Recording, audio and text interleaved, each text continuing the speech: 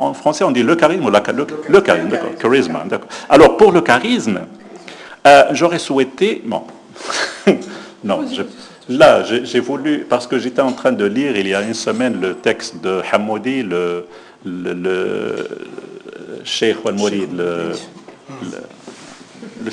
disciple, oui, le maître et le disciple.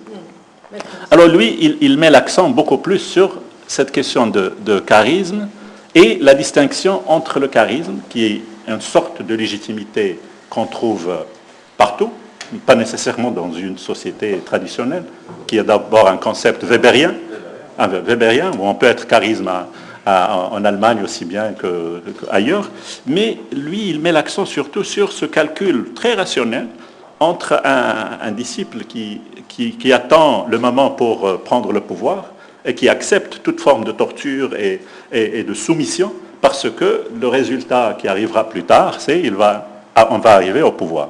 Et donc, il n'y a rien de sacré dans tout cela. Ce sont des jeux, ce sont des calculs très, très rationnels, très serrés. Mais le sacré dont tu parles élimine complètement toute forme de calcul de part et d'autre dans cette légitimité. Bon, je passe rapidement au cinquième point. Et ce que tu évoques, très très intéressant. La question de où est-ce qu'on est maintenant.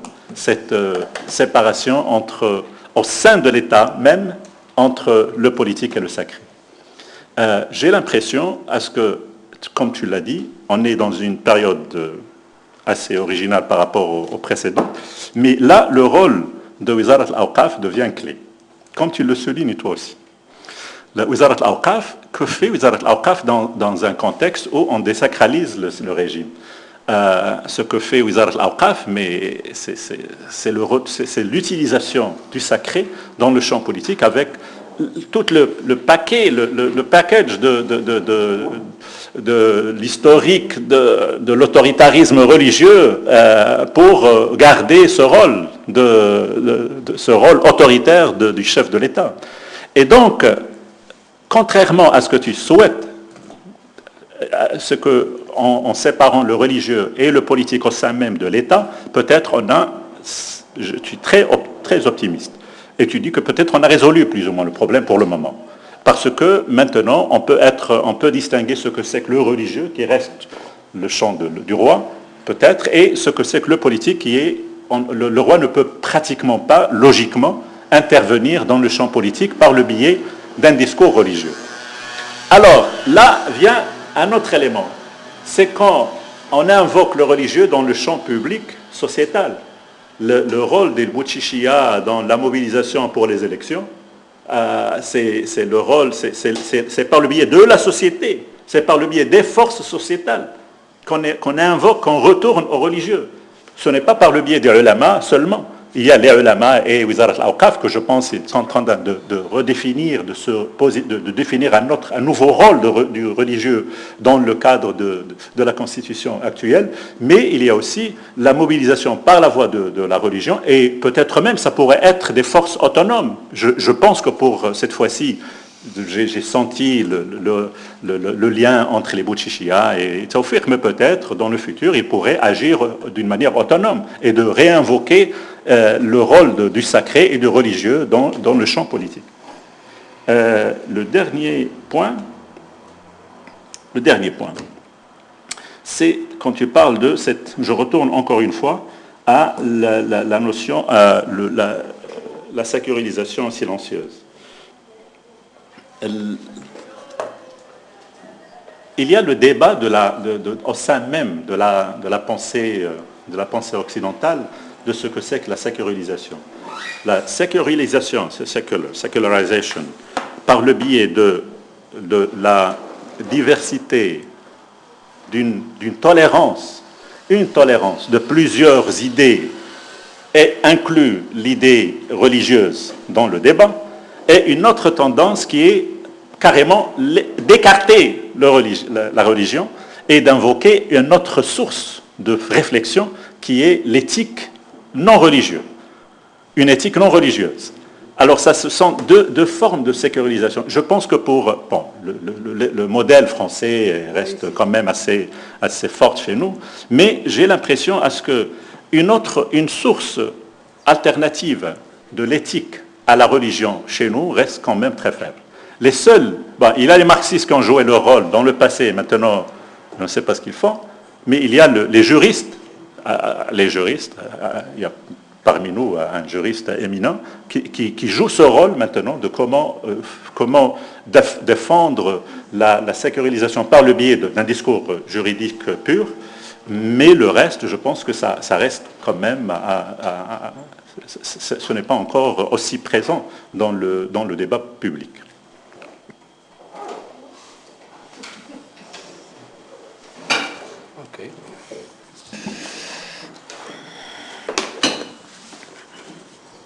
Après tout ce qui a été dit, je ne vais pas être longue. En tout cas, merci Hassan pour vraiment ce travail, ce texte qui est très intéressant et évidemment qui nous excite un peu sur le plan intellectuel. Je crois que ta description des 3 temps est vraiment très intéressante parce que c'est là où on retrouve quand même de manière synthétique comment a évolué justement cette idée de la sacralité. Et l'intérêt évidemment de ton analyse, c'est d'introduire une interrogation et des questionnements et aussi une invitation à analyser cet espace de rencontre entre ce qui est idéologico-culturel et la pratique. Et ça, je trouve que c'est très intéressant. Mais c'est un exercice très difficile et périlleux. Bon, je crois que tu l'as réussi, mais quand même, je tiens à souligner la complexité. Pourquoi il est complexe? Premièrement, cette complexité provient des différents niveaux à croiser. C'est-à-dire que tu fais un croisement, parfois tu dis non, moi je suis Sciences Po, donc je suis anthropologue, et tu suis la pratique, disons, que font les acteurs des notions de sacralité, de commandeur de croyants, etc. Mais parfois, il y a des référents qui sont aussi invoqués. Bon, il y a plusieurs. Pourquoi la difficulté? Pourquoi la complexité qui est propre à ce type justement de sujet qui est la sacralité royale et la légitimation politique? C'est-à-dire, premièrement, il y a le niveau des fondements textuels, c'est-à-dire les référents. Il y a une accumulation de textes. Et des textes qui imposent leur autorité, d'une certaine manière, et qui, d'une manière ou d'une autre, sont invoqués par les acteurs, religieux ou pas. Hein. Il y a les textes hagiographiques, il y a les textes généalogiques, il y a la généalogie, le chérifisme, il y a les textes de la Béa, tous les textes de la Béa, il y a le texte historiographie, c'est l'historiographie aussi, il y a le texte, disons, de la doctrine malikite, etc. Donc il y a quand même ce capital textuel qui sert de réservoir et qui est invoqué par les acteurs, à un moment ou à un autre, justement dans cette évolution de la sacralité. Et qui sont une source aussi de légitimation. C'est-à-dire de ces textes, on essaye de récolter justement les ingrédients de cette légitimation. Évidemment, il y a aussi une évolution dans l'interprétation de ces textes. Qu'est-ce qu'on retient et qu'est-ce qu'on laisse à partir de ces textes. Donc ça je crois que la complexité vient qu'il y a ça. À quel moment dans cette période on a recours à ces textes beaucoup plus que d'autres. Le deuxième justement niveau, c'est justement les représentations culturelles aussi des Marocains, qu'il est très difficile de saisir. C'est à travers, heureusement qu'on a quand même, il y a eu la sociologie coloniale qui a laissé une accumulation de connaissances, d'informations, disons, sur cet aspect, la représentation du chérifisme, Sharaf, qui appartient à un champ, disons, culturel marocain aussi. Hein. L'idée du roi-père, c'est-à-dire Sartourda, il y a toute une terminologie, même lorsque le sultan s'adressait c'est-à-dire aux représentants dans les tribus, Khadiman al-Arda, il y a l'idée d'Arda, etc., l'Ar, toutes ces notions qui sont partagées aussi par la culture marocaine et qui constituent justement le champ sémantique pour ces termes avec toute la polysémie. Hein. Le visage du roi Mohammed 5 dans la Lune, c'est une perception aussi d'une population qui voit son roi sacrifié dans la Lune. Donc il est évident que les représentations aussi évoluent, changent selon ces trois temps dont tu as parlé. Aujourd'hui, il y a les médias, il y a la société civile, etc. Le troisième niveau, c'est l'action, celui sur lequel tu as insisté. C'est-à-dire, c'est l'action politique qui trouve des réponses, qui improvise, qui fait face à une situation, etc. Un autre niveau, c'est celui de la demande sociale. Et celui-là apparaît aujourd'hui. Tu l'as souligné en ce qui concerne tout le débat sur la sacralité, c'est-à-dire qu'il y a une demande de la société civile. Et puis il y a le contexte historique. Par exemple, lorsque tu as parlé évidemment du mouvement national, c'est un contexte historique, qu'on ne peut pas séparé de ce qui s'est passé aussi au Moyen-Orient, le Nahda, début du XXe siècle, etc. Donc il y a le contexte historique, il y a actuellement le contexte historique actuel, et puis il y a le travail des idéologues. Parfois c'est les ministères des Habous, parfois c'est les ulama, c'est-à-dire que c'est ceux qui font un travail justement sur Donc c'est tous ces niveaux-là. Comment ils s'articulent, comment ils s'imbriquent, et à quel moment on fait référence, c'est-à-dire à un niveau et pas à un autre, etc. C'est pour cela que je voulais quand même insister sur la complexité d'un tel travail, que tu as réussi, mais certainement, moi, je pense que c'est un projet quand même à mener, à continuer, et qui demande quand même de faire cette jonction entre tous ces niveaux. Les textes ne sont pas évacués, c'est-à-dire tous les fondements textuels ne sont pas évacués. Le ministère de Habous, sa conférence, évidemment, se réfère à des textes aujourd'hui. Donc, c'est là, je voulais vraiment insister sur cette complexité. Deuxième point, c'est vraiment en vrac, hein, c'est-à-dire il concerne cette exagération aussi du sacré par rapport, surtout dans la sociologie coloniale. Je crois de considérer que le sultan, à l'époque, uniquement avait recours à la légitimité religieuse, uniquement à la baraka. C'est vrai, mais ce n'est pas uniquement ça. C'est-à-dire, il y a quand même il y a un regard, disons, colonial, qu'il faudrait désarticuler. C'est-à-dire, bon, par exemple, bon, il y a des faits, mais il y a aussi tout le regard, le Maroc précolonial. On sait que aussi la légitimation, le processus de légitimation se faisait aussi par, disons, par une itinérance dans l'espace. Par exemple, la mhalla n'était pas uniquement punitive. Elle était aussi comment rendre le corps du roi présent dans tout l'espace du royaume, en circuler. C'est-à-dire, c'est une ville qui circule.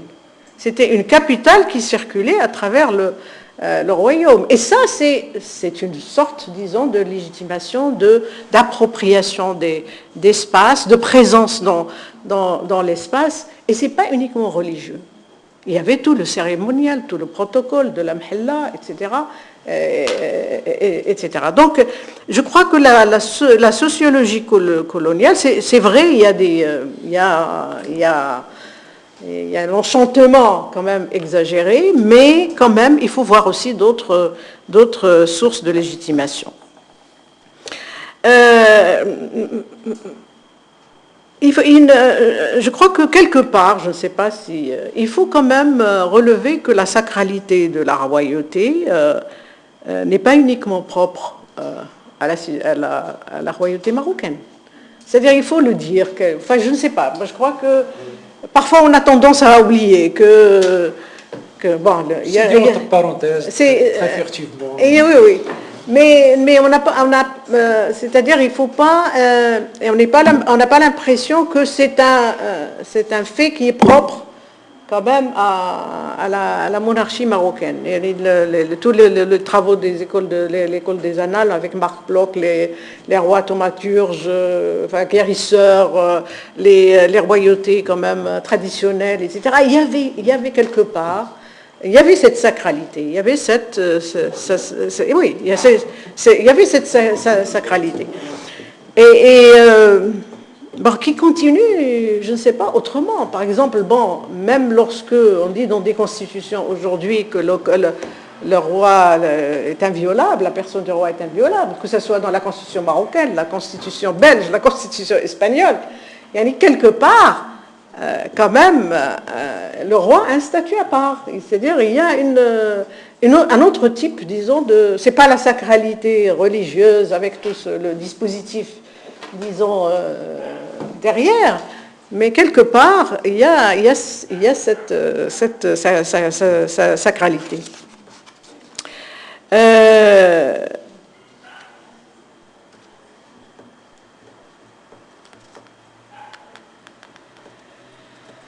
Oui, à juste titre, lorsque vous montrez que le processus de légitimation se fait parfois aussi par le bas, c'est-à-dire lorsque vous avez évoqué le mouvement national, enfin pas avec le changement pour la fête du trône, etc.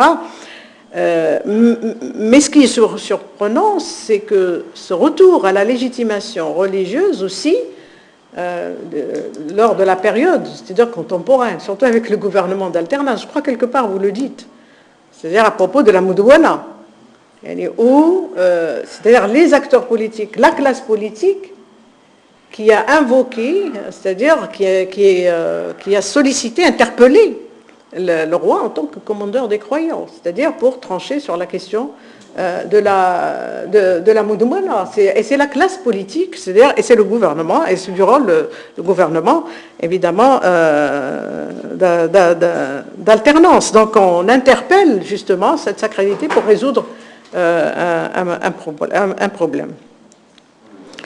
Vous parlez de la baraka, je suis d'accord avec Abdelhaï, la question du charisme. La preuve, c'est que, par exemple, lorsqu'on lit l'Izz Sawla, c'est pas uniquement la baraka, c'est le pouvoir du rituel, comme vous dites, c'est-à-dire c'est tout le protocole, l'Izz Sawla de Ben Zaidan. Mais la baraka, moi, je me pose la question, est-ce que la baraka, c'est le charisme? Je crois qu'il y a un autre terme qui est utilisé, hein? grâce, la baraka. Ça ressemble plus à la grâce qu'au charisme. Le charisme, هو الهبة. C'est-à-dire, c'est ça le charisme. C'est-à-dire, il est chargé de violence, alors que le charisme, c'est une séduction. Le hiba, c'est la personne. C'est une personne, mais la baraka, elle est partagée par plusieurs personnes. C'est-à-dire, s'il est shérif, il a la baraka. Le bouhali peut être un baraka. C'est-à-dire, كيقولوا الواحد بوهالي داوي يعني فيه البركة. C'est-à-dire, il transmet c'est une grâce divine. Pas seulement les personnes. Mais il n'est pas charismatique. Même les objets. Il n'est pas charismatique. Mais le charisme, c'est personne. Et c'est l'hiba. C'est beaucoup plus l'hiba. Hein? C'est beaucoup plus séculier.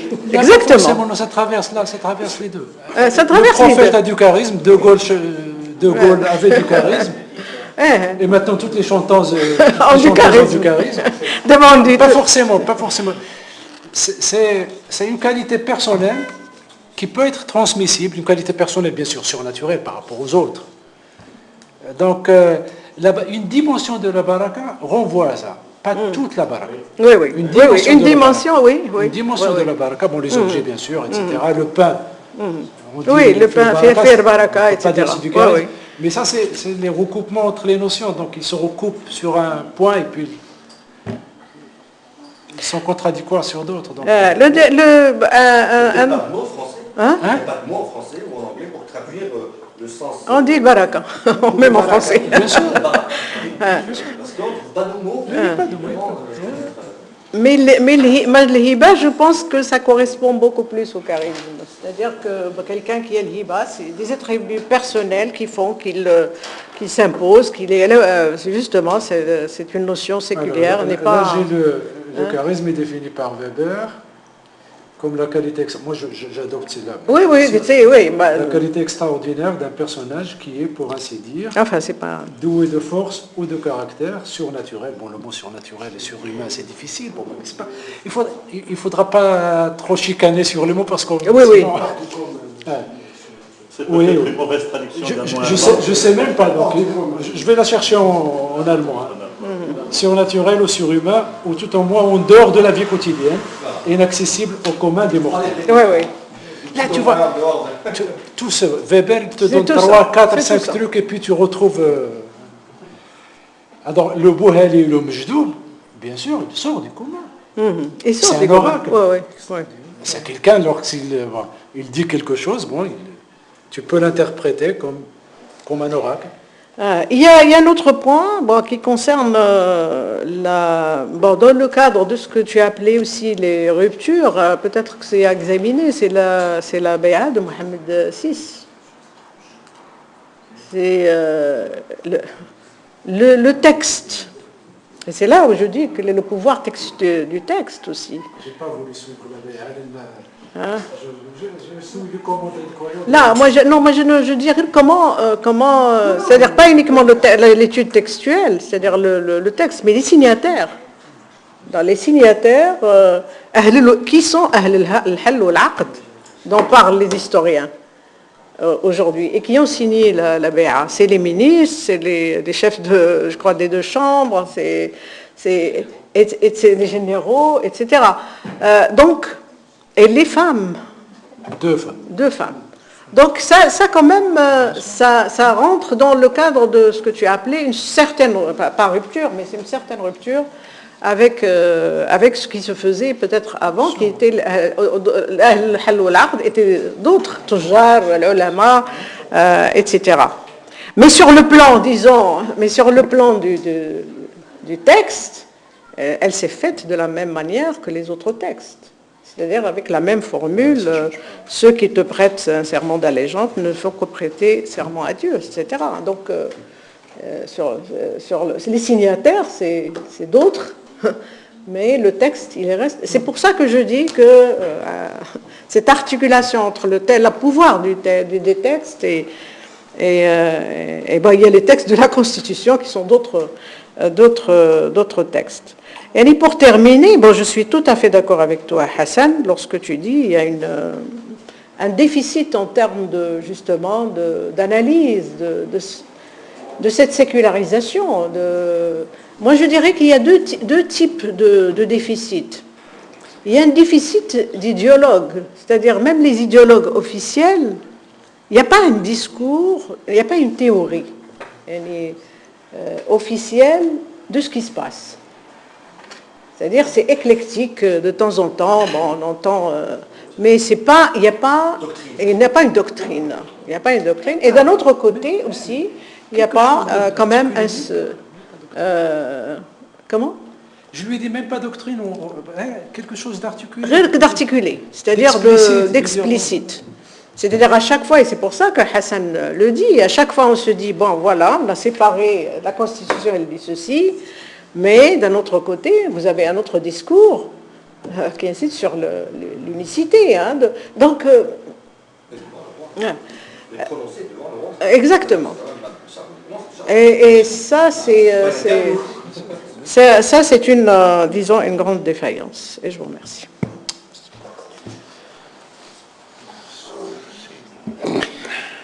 Bien, comme les autres, j'ai beaucoup aimé le texte.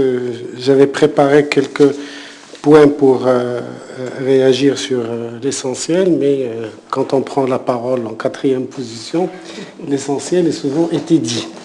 Donc, je ne reviendrai pas sur un certain nombre de choses, et peut-être pour faire vite, je vais, comme certains passages m'ont paru un peu provocateurs, je veux aussi réagir un peu dans la provocation.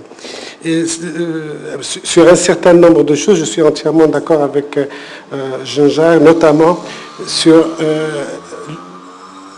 la période couverte, le siècle de la colonisation jusqu'à maintenant. J'ai le sentiment qu'il y a eu deux sources d'inspiration permanente et concurrente, en concurrence. La source française, avec la première élite marocaine qui va se politiser, qui va avoir ses diplômes en France, etc., et qui va traduire les valeurs, disons, républicaines des droits de l'homme dans notre contexte pour utiliser les arguments de politique français contre le colonisateur. Donc, ça réinterprète les institutions politiques.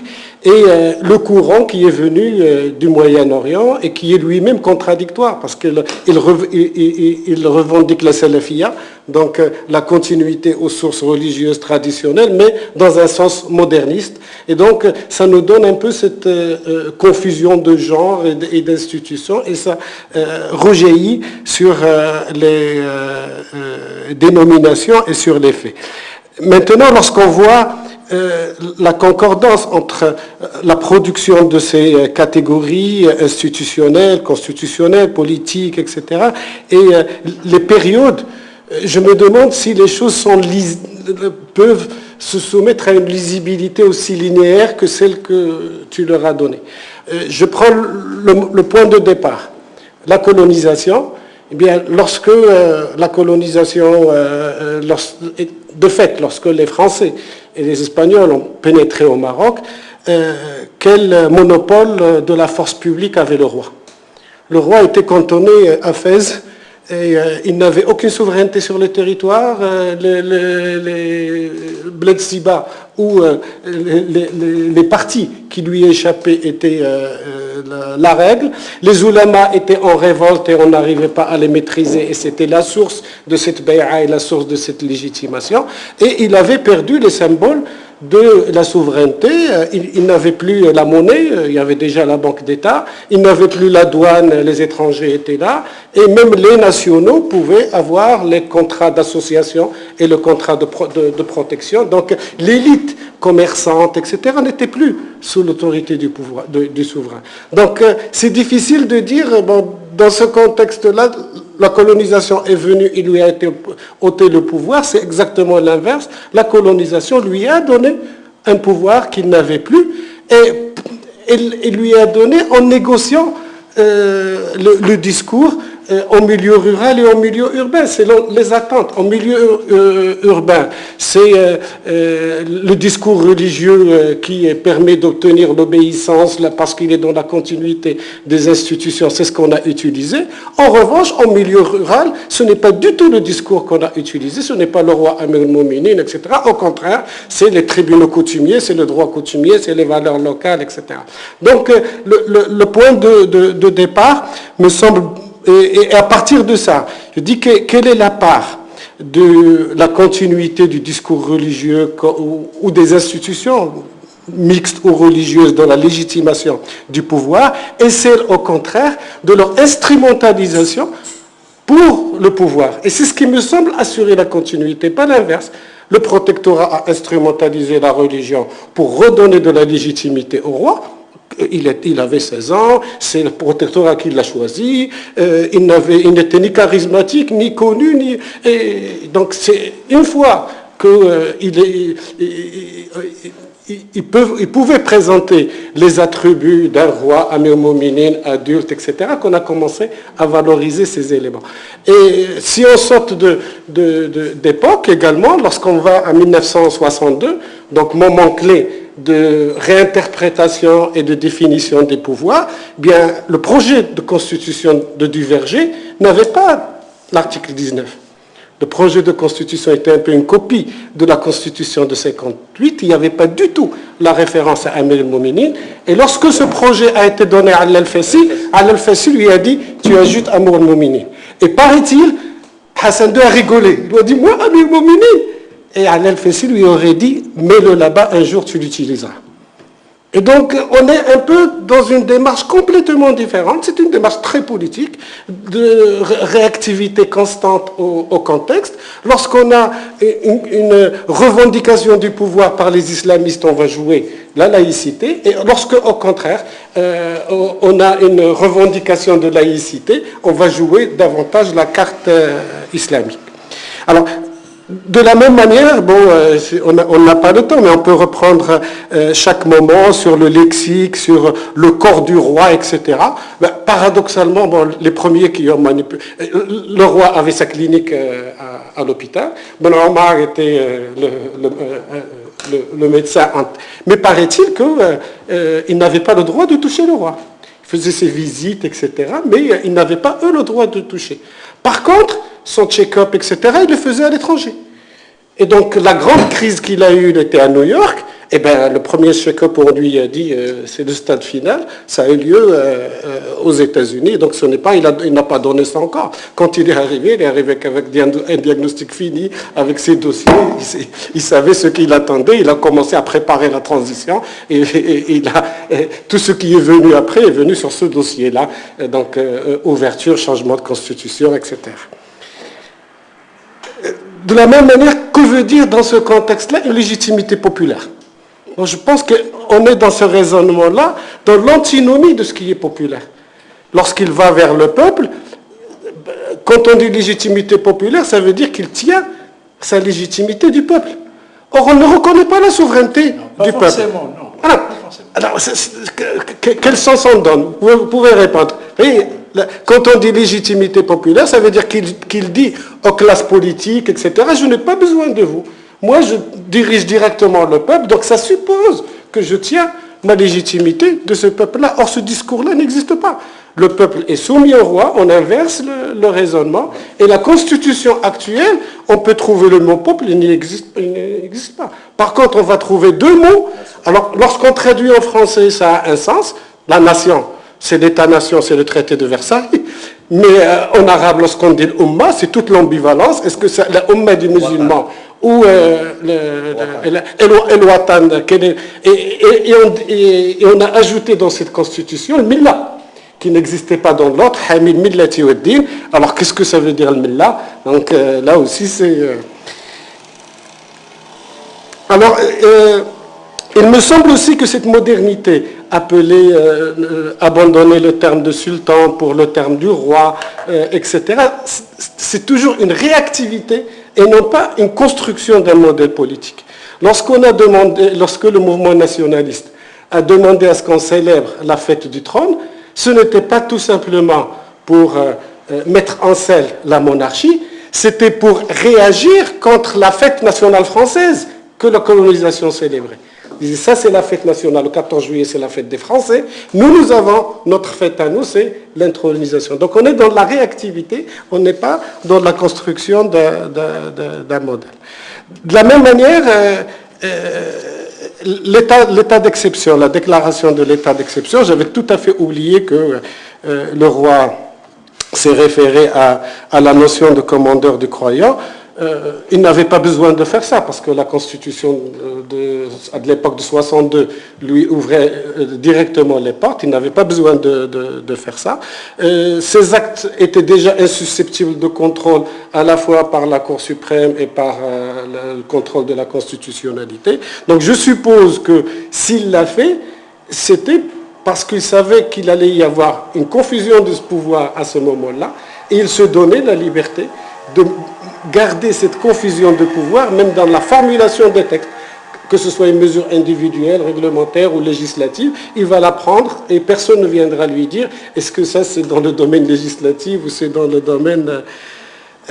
autre aspect, question qui a été posée, et c'est lié à l'observation de Srel sur la multiplicité des sources doctrinales musulmanes. Donc, on nous crie de plus en plus qu'on est des malikites. Donc, bon, on nous disait des musulmans, ça veut dire qu'on peut choisir librement le rite qu'on veut.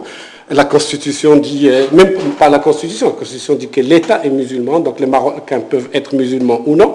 Mais la Moudouana nous dit, je ne sais pas si c'est la nouvelle Constitution, la Moudouana dit la même chose ou non. Ça veut dire que je suis, sur le plan juridique, je ne parle pas sur le plan de la foi, je suis musulman parce que mon père était musulman. D'accord ? Alors donc, je suis musulman, me dit la loi, mais la loi ne me dit pas si je suis malikite. Donc j'ai le droit, en tant que musulman, d'être malikite. Maintenant, on est passé dans un autre stade d'autoritarisme, comme il dit. Ça n'a rien à voir avec la sacralité. On me dit non, vous ne pouvez être que malikite. Bien, d'accord, on est malikite. Alors si on est malikite, qu'est-ce que le imama a à voir avec le malikisme? Ce n'est pas une institution malikite, le imama. Et donc, on a des théologiens maintenant qui disent, bon, ça c'est bid'a, par rapport à l'imam Malik, c'est bid'a. Et on a un seul auteur, peu crédible, Mawardi, qui développe cela, et donc les juristes vont vers ça. Donc, on est vraiment, je ne sais pas si le mot instrumentalisation est trop fort ou non, ou manipulation est trop fort, mais oui, je suis plutôt dans une démarche inverse en disant, dans cette circonstance politique, on a agi comme ça, et on l'a habillé par le religieux. Lorsqu'on peut l'habiller par le droit de l'homme, tant mieux. Lorsque on peut l'habiller par la démocratie, c'est encore mieux. Si on ne peut pas l'habiller de cette sorte ou de là, on va l'habiller par l'islam, que ce soit le rythme malikite ou que ce soit, mais c'est la continuité, c'est ce pouvoir qui n'a pas de compte à rendre sur le plan institutionnel. Et donc, c'est ce qui explique l'absence de ce que vous avez appelé doctrine, etc. Il ne peut pas y avoir de doctrine.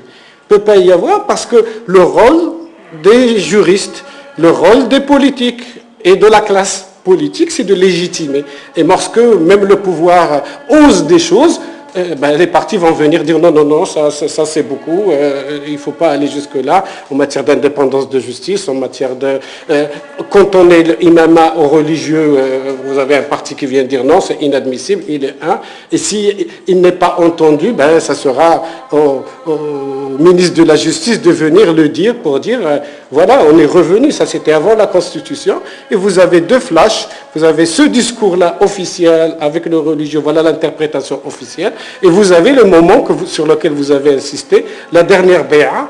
On n'a jamais eu une bé'a aussi solennelle et aussi marquée de servilité que celle-là pour dire, bon, ne pensez pas que la Constitution a changé les choses, la nature véritable des rapports est celle-là. Alors, je ne suis pas d'accord, ça c'est du conjoncturel, c'est très ponctuel, mais je ne suis pas d'accord avec la lecture que tu as du Bezman. Et là, on n'a pas de source, mais je vais te faire part d'une expérience personnelle. Donc, je devais être reçu par le roi pour un Wissem. Alors, comment ça se passe? On arrive au palais, on attend, et vous avez le premier qui vient vous dire, voilà comment ça va se passer. Quelle date? Conseil supérieur de l'aménagement du territoire. 2000. Voilà, une année ou une année et demie après l'avènement de... Alors, on attend, vous avez un premier chargé du protocole qui vient vous dire, voilà comment ça va se passer, j'arrive... Non, moi je suis intéressé, Bah, je dis, voilà. Tu me dis, qu'est-ce que je vais écrire moi?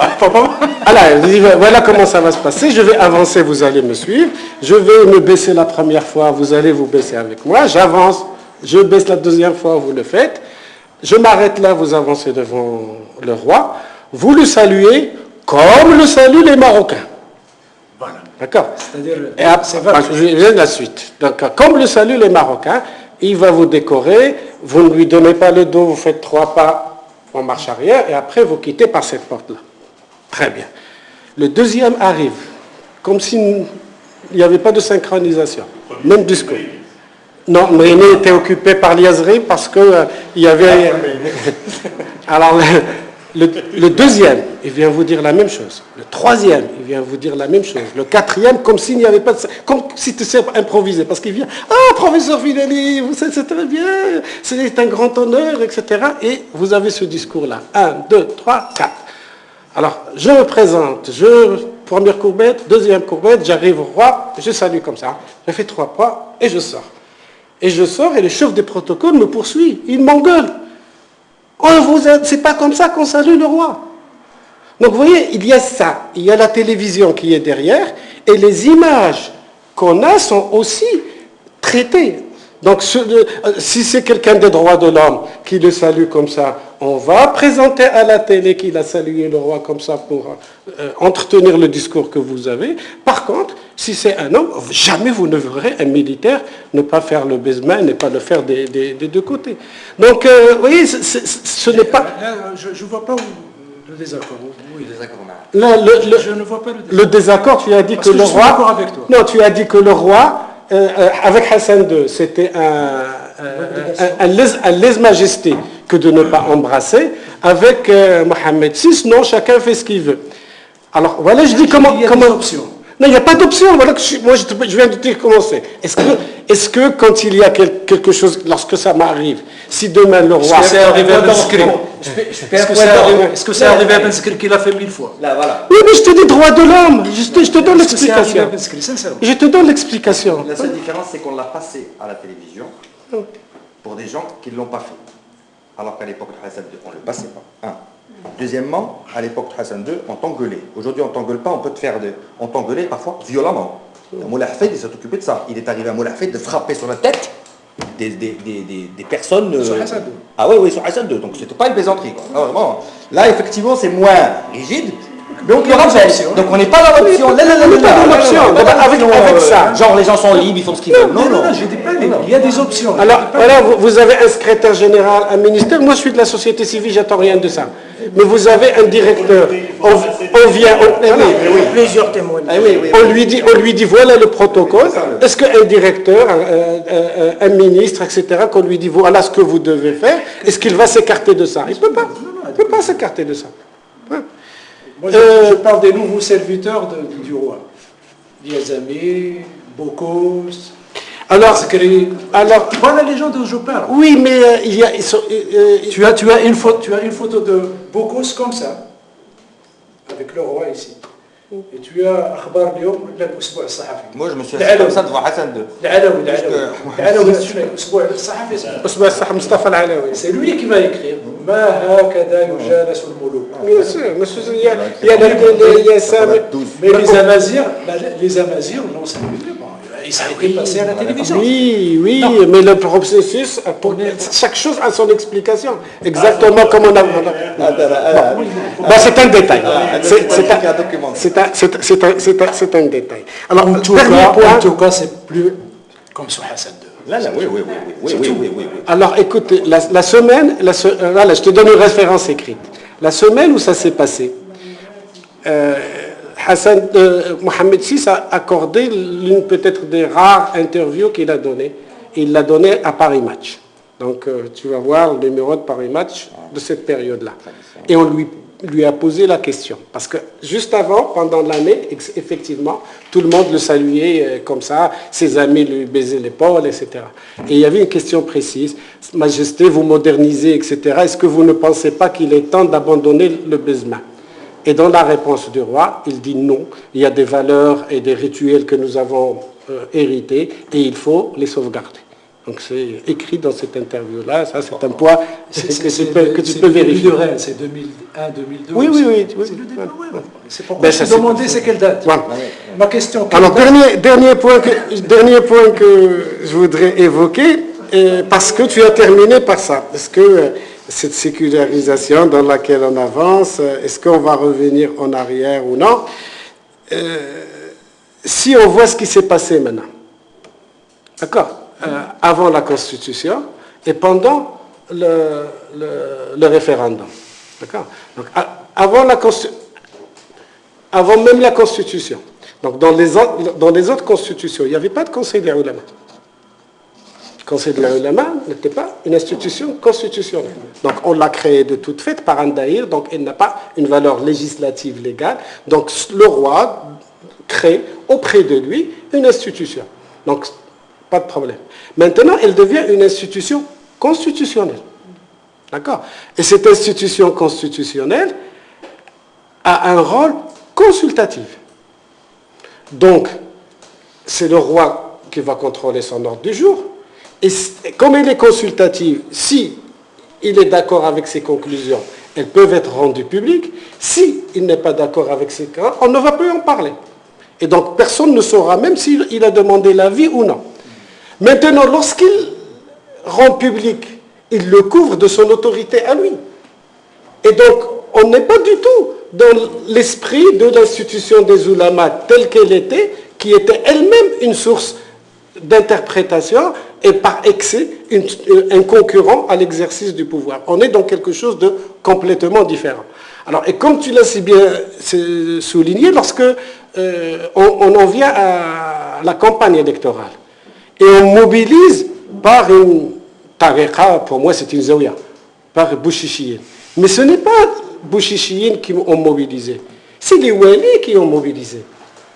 Moi j'ai été à Tanger et 3 chefs d'entreprise m'ont appelé et m'ont dit le Wali nous a appelés pour mettre le véhicule de transport du personnel à la disposition des ouvriers pour qu'ils les amènent à Casablanca, à la marche de Casablanca.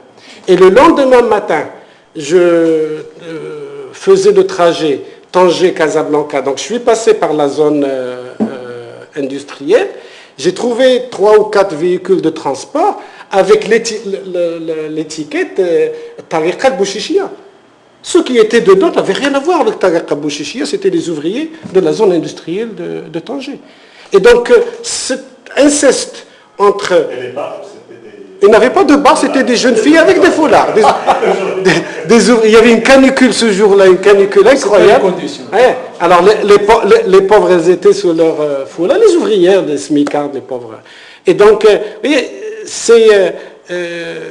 je ne pense pas que ce soit, quand tu le dis, est-ce que demain ils ne vont pas... Je ne pense pas qu'ils ont cette capacité de mobilisation.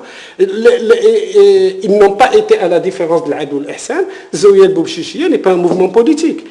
Et même si l'État le veut, il ne peut pas le transformer du jour au lendemain en mouvement politique, à la différence de l'Aïd al-Ihsan, c'est une tariqa, c'est la filière, sans plus. Donc, ça me conforte plutôt dans cette tendance à lire l'utilisation du religieux plus comme une utilisation, une instrumentalisation, que comme une contrainte avec laquelle qu'on subit. D'accord ? Peut-être il y a autre chose avec laquelle je voulais conclure, mais il m'a échappé. Je reviens. Encore plus vite, parce que effectivement tout a été dit, très très vite. Deux ou trois petites remarques. La première, je pense que le choix de Hassan est très bien, d'avoir évité de partir de définitions pour essayer mais plutôt des usages. Je pense que c'est très très très important. Ça redonne ça restitue, ça restitue la réalité de ce qu'on peut mettre derrière tous ces concepts-là, et toutes les pratiques et les rituels qui sont rattachés à cela. Et puis d'autant plus que de toute façon, il y a peu de choses qui sont documentées dans ce domaine-là. Et je pense que, comme l'a dit Ablaï, il y a beaucoup de choses, il y a énormément de choses pour pouvoir construire une représentation, en tout cas au moins, de ce que le pouvoir a voulu faire ou ne pas vouloir faire sur tel et tel sujet. Quand on voit, je prends un exemple très simple, très récent, la commission de la réforme de la Constitution. On a eu un texte qu'on a présenté au public, mais on n'a strictement aucune idée de ce qui s'est passé avant, les débats qu'il y a eu. Il y a eu des débats au sein de la commission technique qui n'ont strictement rien à voir avec les arbitrages qui ont eu lieu. Et à chaque fois, l'avantage de ce texte-là, c'était quoi? C'était que les gens étaient obligés de tenir compte d'un certain nombre de points de vue, mais en même temps de formuler le leur. Il fallait qu'ils s'y retrouvent là-dedans. Donc c'était presque une obligation pour... Et on a vu des va-et-vient, on a vu des hésitations, on a vu un texte qui a été modifié 5 fois en 48 heures. C'est quand même pas rien pour une constitution. Ça se fait... Donc ça veut dire que vraiment, sur tous ces sujets-là, non seulement il n'y a pas de doctrine, mais parfois il n'y a même pas d'éléments théoriques, mais qu'on est dans l'assemblage, on est dans je vais pas dire le bricolage, mais on est en train de construire quelque chose et on le fait chemin faisant. Donc je pense que c'est d'autant plus intéressant à analyser que bon, on a très peu de choses. Et dans ce domaine-là, mais dans beaucoup de domaines. Je pense qu'au Maroc, on souffre beaucoup du fait que les responsables, de manière générale, quels qu'ils soient, ne parlent jamais, ne racontent jamais, ne disent que même pas 10% de ce qu'ils savent. Je pense que si on savait plus, d'accord, on aurait largement éclairé les décisions futures dans tous les domaines, dans l'administration, dans ce domaine-là, a fortiori, parce que c'est plus que c'est sacré, donc on n'en parle pas, c'est auréolé de secret, bon. Et il suffirait avec le temps, on peut collecter des témoignages sur des moments précis et tout ça. Bon, un moment intéressant, qui figure quasiment nulle part, qui est très intéressant à voir. La rentrée parlementaire 76, l'USFP est arrivé en costume, pas en djellaba. Ça, c'est très intéressant, ça, à voir. Pourquoi? Il y avait un truc, comment dire, une tache noire dans un océan de blancheur. Avant même d'arriver au Parlement. Il y a eu des débats, des discussions, ça, c'est quelque chose à documenter. C'est complètement passé inaperçu. Comment ça a été reçu, on a renvoyé certains chez eux, là-bas, enfin, il y a eu toute une histoire. C'est vraiment intéressant. Je pense que si on s'intéresse aux usages... 76, donc c'est... juste après l'état d'exception. Non, 76, ouais, 65 l'état d'exception. Oui, avec 77. C'est le Parlement 65. Donc il y avait... Donc, bon, écoute, ça va... Oui, le premier pas. Oui. Après l'état. Zé Ouattani n'existait pas le Parlement de 62. La 72, donc 62, j'ai dit. Non, 62. D'abord, شنو الكلمات زي الوطني ما كايناش هنا. Non. ما كاينش. كاين دار المخزن. كاين الشاشيه. Qu'est-ce qu'elle symbolise dans l'imaginaire, dans la représentation de la gauche? La chachia, c'est... Moi, je me souviens des discussions avec mon père. La chachia, c'est quelque chose de très, très lourd. Moi, j'imaginais que c'était un chapeau et puis c'est tout. Et puis que c'était une esthétique. Aujourd'hui même, tu vois, au Parlement, il faut regarder les têtes quand tu vois la rentrée parlementaire. Il faut toujours regarder les têtes. Parce que c'est très, très différent. Et ça, puisque dans l'ordre des symboles... On l'appelle officiellement Zé Ouattani. Non. On l'appelle Tarbosh Ouattani à l'époque... le Smith, non, ils ont recyclé, mais personne n'a revendiqué Zé Ouattani, ils n'étaient pas là. Oui, maintenant. Taqlidi, on ne dit pas Ouattani. Qu'est-ce qu'il y a de Ouattani? C'est un costume de ville. Mais récemment, il y a quelqu'un qui a refusé. Mais c'est pas grave. Si. La presse écrite ou la map. Bon, oui, bref, dans le truc, je pense que c'est intéressant. Le deuxième truc qui est intéressant... Il y a ça, où les deux l'USFPiste et le Dir Istiqlal. Les deux femmes, les deux premières femmes, qu'est-ce qu'ils vont porter? Est-ce qu'elles vont mettre Hadak ou la... Oui, dans tous les... Écoute, ça c'est des interviews, hein. Ça c'est facile. Maintenant, ça c'est un truc comme ça, tu peux facilement voir des personnes qui étaient concernées, tu peux reconstituer ça. Ça c'est facile à faire, ça c'est pas compliqué. Deuxièmement, le recours à la notion de Sidna. Quand est-ce qu'on peut dire Sidna et quand est-ce qu'on ne le dit pas? Pas Sidi, Sidna, pas du tout la même chose. D'accord, qui est intraduisible, c'est pas notre Seigneur. Parce que Sidna, dans la tête des Marocains, quand tu dis Sidna, c'est Sidna Mohamed. Notre maître. D'accord. C'est notre maître. D'accord, donc il y a dans les usages, les rituels, tout ça, là, la sacralité, elle est très forte. Bon, ça c'était juste pour, pour les petits usages, parce que je pense que c'est intéressant, mais je pense que, comme l'a dit Rahma, il y a plein de territoires à explorer là-dedans. Moi, ce qui m'intéresse je vais quand même revenir à non pas définir la commanderie des croyants, des choses comme ça, mais revenir à l'idée de sacré, qui je crois est partagée partout. La notion de sacré, c'est finalement le point de rencontre entre quelque chose qui relève de l'au-delà et quelque chose qui relève de l'ici-bas, qui peut être personnifié, incarné dans une personne, en l'occurrence la personne du roi, dans un lieu, d'accord, dans une chose. Okay. Là, la question c'est d'abord et avant tout le roi et la sacralité du pouvoir politique. Et moi je crois que ce qui est intéressant dans la sacralité du pouvoir politique, c'est la notion d'absolu qu'il y a dedans, finalement. C'est ça ce qui la distingue. Pourquoi je dis ça?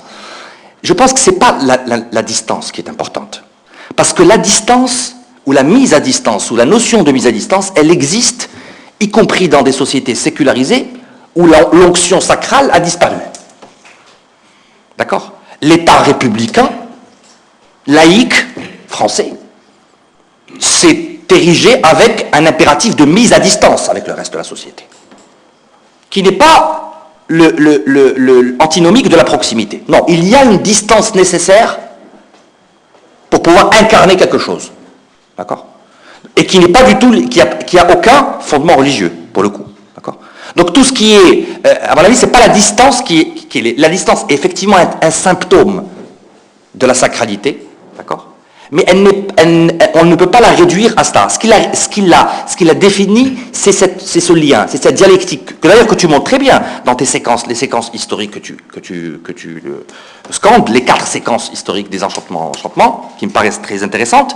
On voit le flux et le reflux de la présence de l'invisible, de l'au-delà, c'est-à-dire, disons, évidemment, structuré autour de la notion de religion, et puis l'ici-bas, c'est-à-dire tout ce qui est du séculier.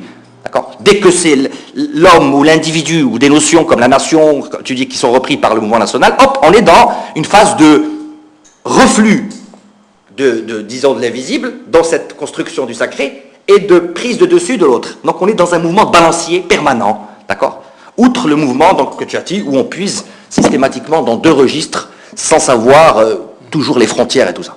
Je pense que ça c'est intéressant. Et ce qui m'interpelle moi aujourd'hui, dans l'actualité aujourd'hui, c'est que j'ai la conviction, ça l'a suggéré Saïd aussi, enfin, quasiment tout le monde, mais pas assez, on n'a pas assez insisté dessus, je pense que c'est très intéressant, c'est qu'il est évident que dans ton hypothèse à la fin, qu'on ne va pas se débarrasser du sacré par un texte. Que le meilleur texte du monde ne va pas faire disparaître la dimension sacrée, qui non seulement existe au niveau du pouvoir politique, mais là on va dire le pouvoir politique a fait un pas, d'accord, en objectivant une partie enfin, en tentant la séparation, d'accord, mais parce qu'il y a la dimension sacrée, elle irradie la société. Moi j'ai presque envie elle irradie la société, il y a une demande sociale.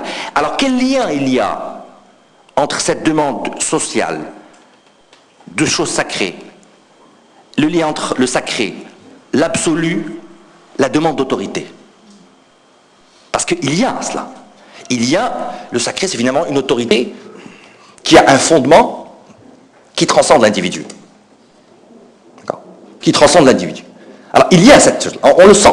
Moi, je le sens, on peut. Alors, et je pense qu'on focalise souvent beaucoup sur le fait qu'il y a 2 périmètres.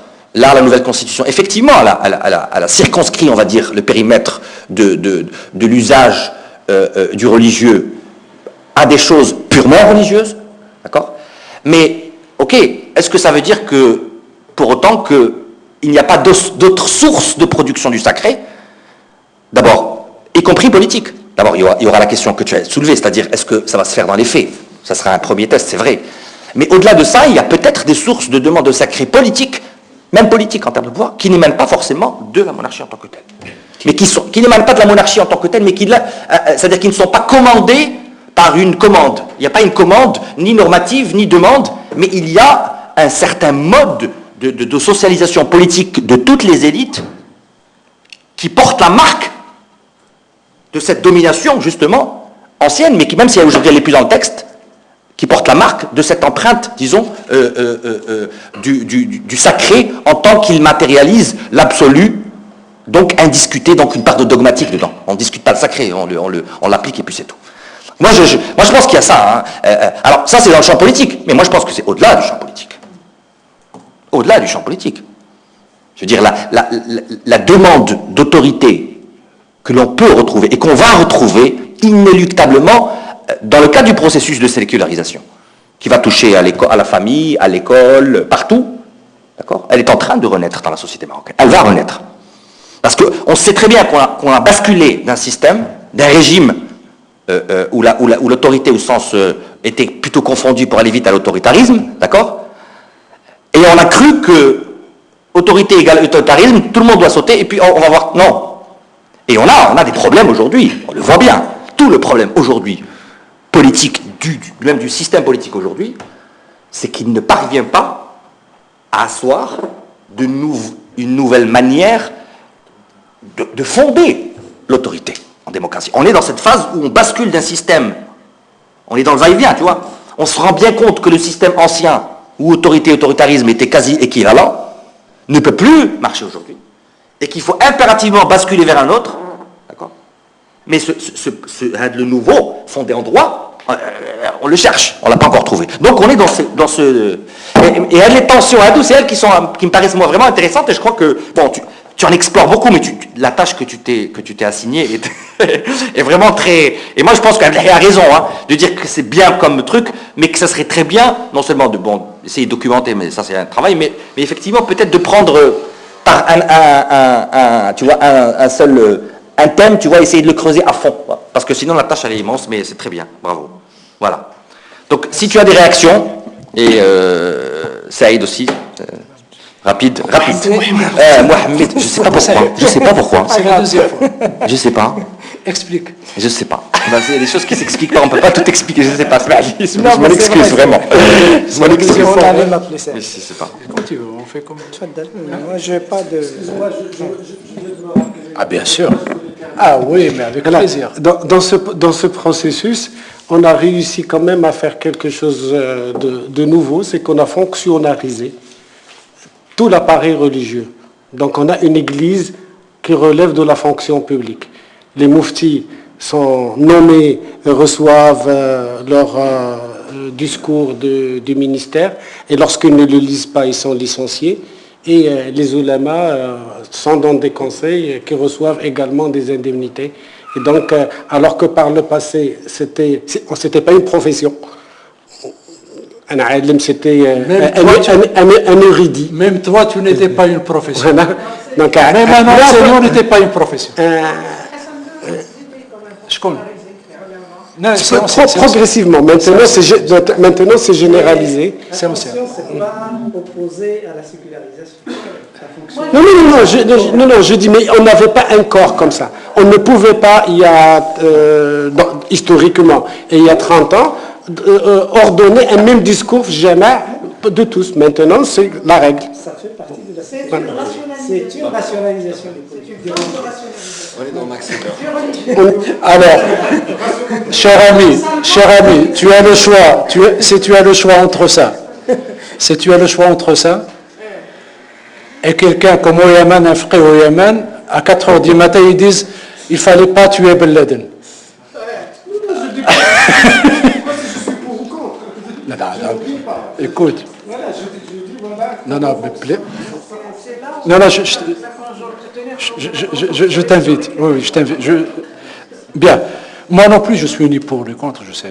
Mais comme il a dit, c'est la fonctionnalisation, pour revenir encore à Weber, c'est un processus de rationalisation bureaucratique de la religion, de la science. Et comme j'ai dit, toi aussi, tu n'étais pas une profession.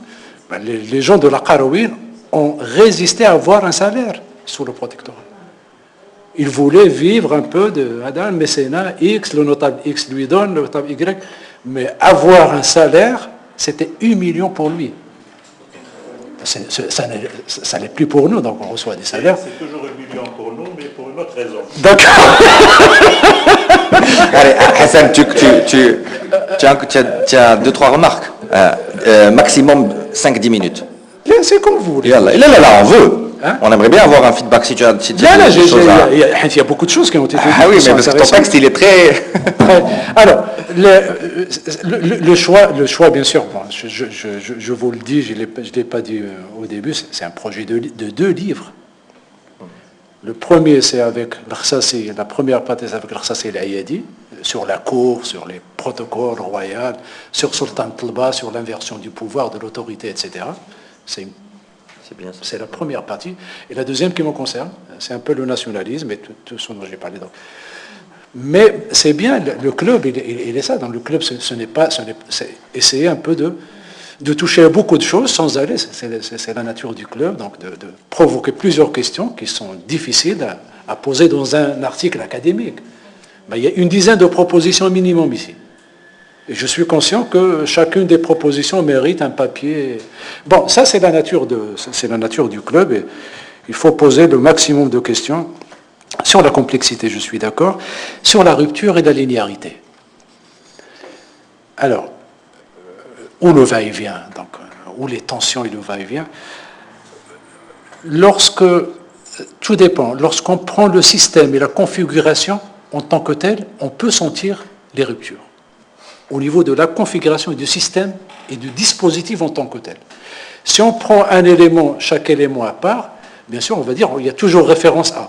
Il y a toujours référence à Sidna, il y a toujours référence à la monarchie, il y a toujours référence à ceci. Moi, ce qui m'intéresse, c'est la configuration culturelle. Je l'ai fait avec le nomadisme, mais je l'ai fait avec le sacré dans le Haut Atlas. Quand on travaille sur les configurations culturelles, c'est comme quand on travaille sur les paradigmes, quand on passe d'un paradigme à l'autre. Il n'y a jamais une rupture totale, il y a toujours quelque chose qui reste, un concept qui reste de l'autre, une hypothèse, etc. Mais c'est la configuration qui change. Ce n'est pas l'inconscient, le lacanisme, il n'a pas réfuté l'inconscient, il n'a pas réfuté beaucoup de choses, mais la configuration est autre. Donc quand je parle de rupture, c'est en termes de configuration. Donc lorsqu'il y a Houtafat, Nashid Watani, Eid Qawmi, Kada, etc., Maharajanat, et tout le truc qui s'ajoute, le dispositif traditionnel, ça donne une configuration culturelle nouvelle et inédite. Ça invoque un nul et remplace. Non, il est métaphysique. C'est une notion métaphysique de la rupture. C'est quoi ça? Ça n'existe. Personne ne peut documenter ce genre de rupture. Donc, rupture en termes de configuration, ça peut être rupture en termes d'aménagement urbain ici. Donc, les maisons sont toujours les mêmes, les quartiers, les boulevards, mais la structure n'est plus la même. Donc, la rupture, c'est un peu... La question de la linéarité, j'ai dit au départ, j'ai choisi une méthode d'exposition chronologique. Donc, ça peut donner ça. Si j'avais choisi une méthode d'exposition qui ne sied pas un club, s'il y a un livre thématique, on ne sentirait pas la linéarité parce qu'il y aura les tensions, les va-et-vient, etc. Donc, je pense sur ce point, parce que ça a été... Légitimité populaire, ce n'est pas un état de fait. C'est ce que le pouvoir cherche comme source pour justifier son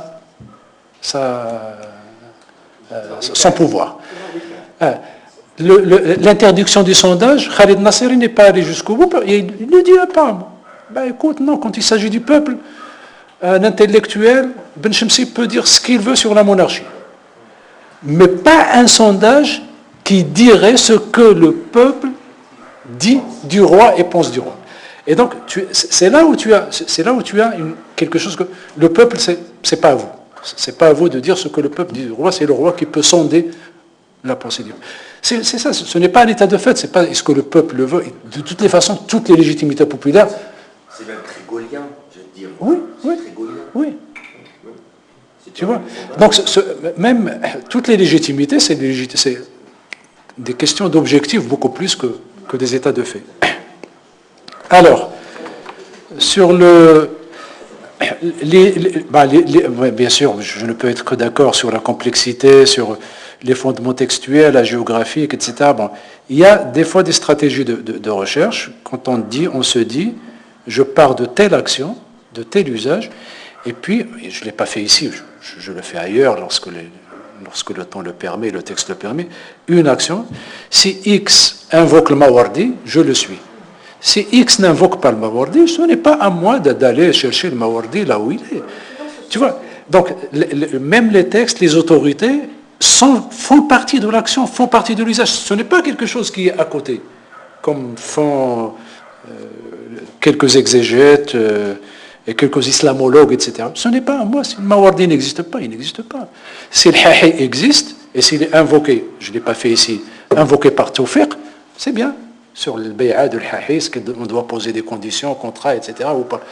Mais je ne sais pas, bon, ça a été dit par Ali, je pense que l'empirie, l'usage, les processus, le contexte, je ne l'ai pas développé ici, mais bon, dont symboliser la nation, le rapport entre le nationalisme et l'Orient, les journaux qu'il lisait, etc., il est indiqué, mais je ne peux pas l'indiquer ici. Donc, déjà j'ai des scrupules parce que le papier est assez long. Hein. Donc, je peux pas. Alors, dernière, deux autres remarques sur le 19e siècle, je suis d'accord. C'est une toile de fond pour le papier. Ce n'est pas une analyse du 19e siècle, de Abdelhafid, de Moulay Abdelaziz, qu'est-ce qu'il avait, qu'est-ce qu'il n'avait pas. C'est une toile de fond tout simplement pour dire, bon, en gros, la profusion du sacré primée était le pivot de la légitimité. Maintenant, bien sûr, on peut apporter toutes les nuances, comme j'ai dit tout à l'heure, comme a dit Rahma, toutes les nuances. Mais c'est une toile de fond. Donc ce n'est pas, moi je n'ai pas dans ce texte la prétention d'analyser le 19e siècle et le pouvoir du 19e siècle. C'est beaucoup plus complexe. Rien que le roi Abdelaziz, le sultan Abdelaziz, est sur ce plan-là, du rapport à la sacralité, à la modernité. C'est le premier qui va découvrir les États-Unis. Tu sais qu'il a insisté à aller à Paris, on lui a dit non. Je le dis ici, je ne sais pas si je le dis. Ils ont refusé. Non, tu n'y vas pas, tu es sacré, tu restes ici. On ne l'a pas fait pour son cousin, son neveu, je ne sais pas.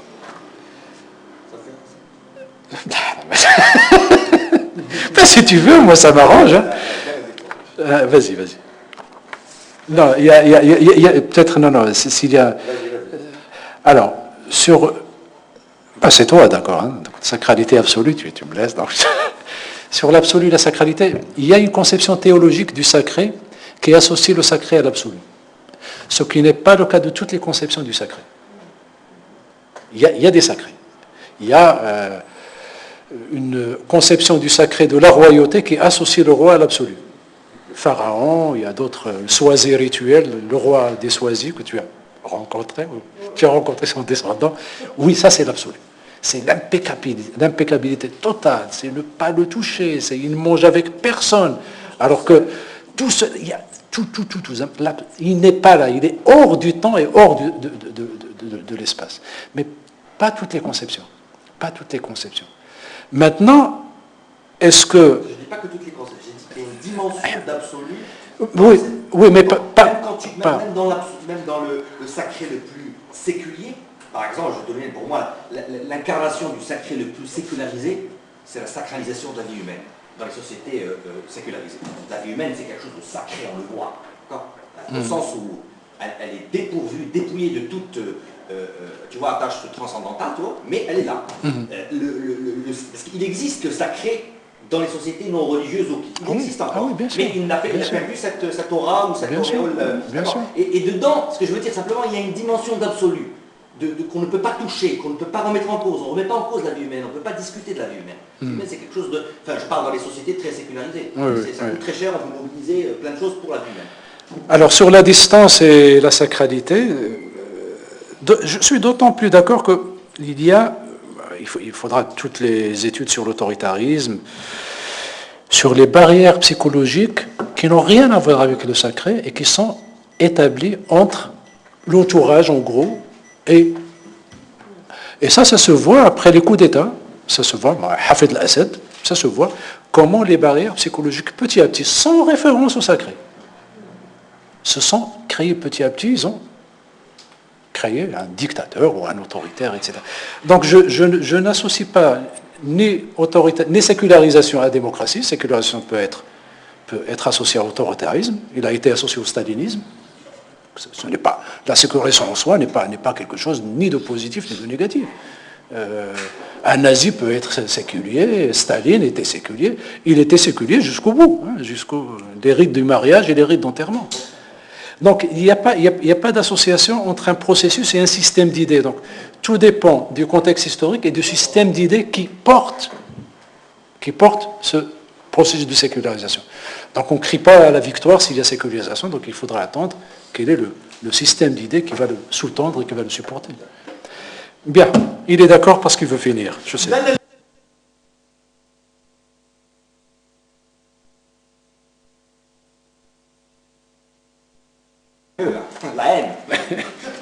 Juste deux remarques rapides. Une concernant la question de la production idéologique des appareils d'État aujourd'hui, sur la question des religieux, on a cité le ministère des Habous, les télévisions, les chaînes coraniques, les associations, les ulama, etc. Moi, en tout cas, on n'a pas aujourd'hui d'études scientifiques de terrain réellement sur l'impact de cette production. Mais mon intuition, c'est qu'il peut arriver à un moment donné dans une conjoncture d'une société donnée qu'il y ait une production à perte, qu'il y ait de l'énergie diffusée mais à perte. On se rappelle très bien de certains pays, sociétés dites communistes et la production du discours idéologique dans ces sociétés et cette langue de bois qui est véhiculée dans la société que tout le monde consomme mais sans croire vraiment à ce discours. Je crois qu'aujourd'hui le discours produit au Maroc sur la question de la religion, sa place, Imarat al-Mouminin et l'Akhira, c'est complètement à côté. Et c'est pour ça que j'ai dit que ces deux dynamiques, c'est complètement à côté et peut-être on découvrira un jour. Il nous faut des études sur le taux d'écoute de cette radio, sur combien de personnes suivent la chaîne coranique, etc. Et notamment, je vois moi les livres qui sont subventionnés par l'État et qui arrivent. Et aujourd'hui, la doctrine, c'est que nous sommes ash'arites sur le plan théologique, mais aucun étudiant aujourd'hui à l'université ne peut dire qu'est-ce que c'est l'ash'arisme. Donc on est complètement dans ce que l'Aroui appelle à un certain moment qu'au lendemain de la décolonisation, il y a une production à perte de l'énergie perdue, c'est-à-dire recomposer l'identité alors que l'identité est dans la schizophrénie. Donc il y a cet aspect-là et donc il faut faire très attention. C'est pas parce qu'il a fait un discours devant le roi que ça veut dire l'État a une doctrine de ce genre-là et que nous sommes en train d'organiser le dispositif politique selon ça. Il y a des discours qui sont produits pour que ça soit produit et diffusé mais sans aucun impact et ça c'est des choses qui sont connues. Il y a des études très fines sur le discours justement dans les sociétés communistes dans les années 50 et 60 qui sont très intéressants. Les romanciers surtout ont beaucoup écrit sur ces questions-là. L'autre question c'est je nuancerai la question du retour du religieux. Parce que là, il ne faut pas confondre entre redéploiement du religieux, il peut apparaître de différentes manières, etc. Mais dans la théorie de la sécularisation, on a un tout, c'est-à-dire il y a des éléments très riches qui sont évalués, qui sont étudiés pour parler, ne serait-ce par exemple, quelle est la superficie ou la surface que couvre le symbole religieux. Quand on évoque par exemple l'étude qui a été faite sur les pratiques et les valeurs, le montre très bien. C'est-à-dire, c'est pas parce qu'il y a 60% de gens qui prient qu'il y a un retour de religieux.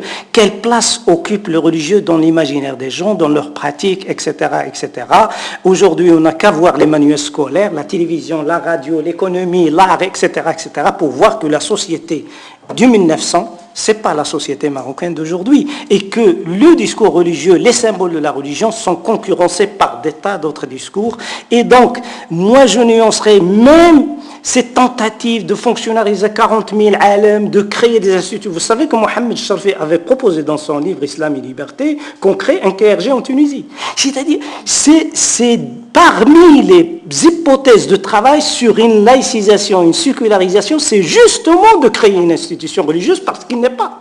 Il n'existe pas en islam et que tout le monde peut faire tout. D'ailleurs, la tentative aujourd'hui du Haut Conseil des ulama institutionnalisé constitutionnellement, c'est dans ce sens-là, moi je lirais comme une sécularisation plus que comme un retour à la religion. Donc il y a peut-être des nuances à apporter sur cette question du retour des religieux et aussi sur l'importance qu'on peut accorder aux appareils idéologiques d'État dans ce domaine. Merci. Frère Ginjar, Mohamed, tu ouvres un nouveau départ là. Un nouveau débat, c'est bien, on va terminer en l'apothéose. S'il y a des questions, très bien. Ben écoutez, merci beaucoup Hassan. Tu te rappelles quand on faisait 2 tours? On était plus nombreux en plus. Merci.